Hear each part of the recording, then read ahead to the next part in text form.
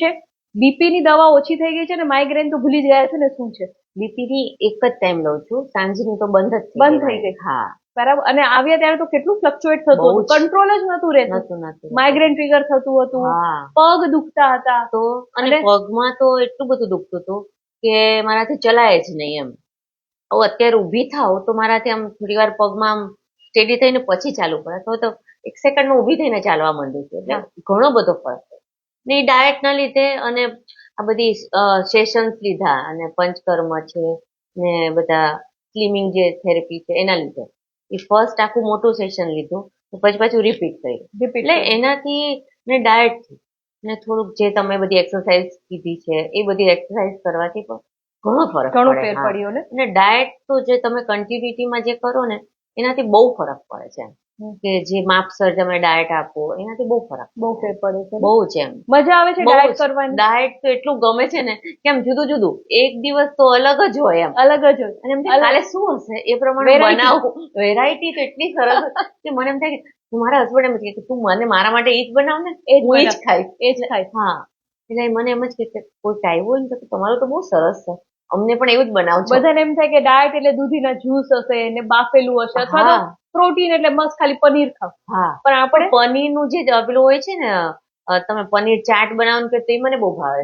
મને એમ જ કે તું આજે એ જ બનાવી નાખ. જો આજે પનીર ચાટ છે, કાલે નથી, કાલે બીજું. મને મને પૂછતા કે તારે કાલે શું છે, તું મને કે આજે મગ છે તો મને મગ બનાવી દે. તમારા હસબન્ડ એન્જોય કરે છે, એન્જોય કરે, પણ એનું ડાયટ એટલું જ રહે છે એમ. એ પણ પોતે ખાય છે કે મને તારું આ ડાયટ બહુ ભાવે, ચીલા તું મને બનાવજો. એટલે અમે 2 જણા સાથે ખાય, મારા માપનું પ્રમાણે હું એનું માપ પણ બનાવું.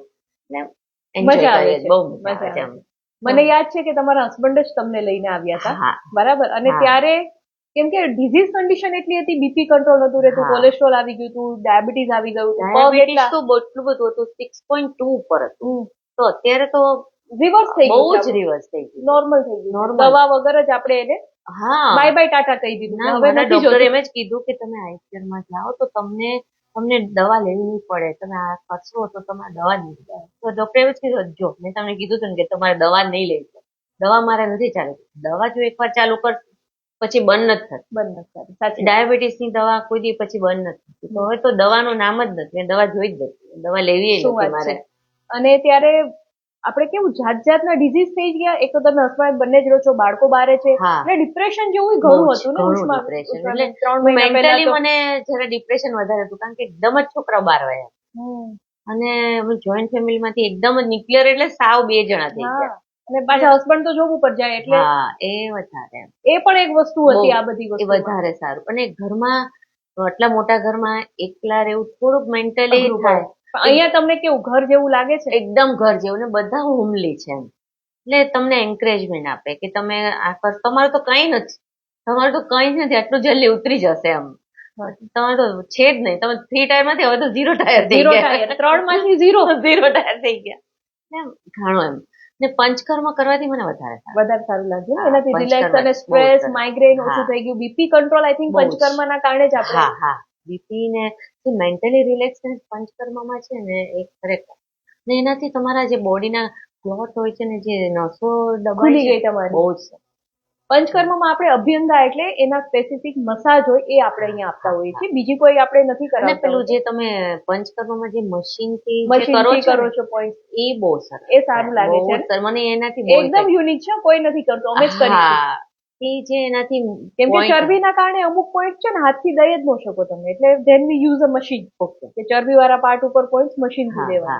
પણ એ જે મશીન જે ફરે છે ને એનાથી તમારા પેલા ક્લોટ હોય ને, ચરબીના ક્લોટ એ બધા એકદમ, એનાથી પછી બ્લડ સર્ક્યુલેશન બહુ સરસ થઈ જાય, રિલેક્સ થઈ જાય એકદમ.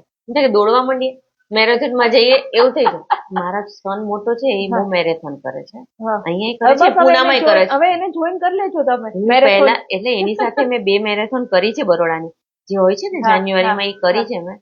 ત્યારે તો મારું વેઇટ હેવી વેઇટ હતું, પણ હવે તો મને એમ જ કીધું મમ્મા હવે તારે આ વખતે કરવાની છે. ચોક્કસ. હવે નેક્સ્ટ આપણે છે ને તમારું જાન્યુઆરીમાં મારે કર્યું, મેરેથોન પૂરું કરશે ને નેક્સ્ટ યર, પછી આપણે તમારું લેશું ટેસ્ટિમોનિયલ કે તમે ચાલી નતા શકતા અને હવે મેરેથોન દોડો છો.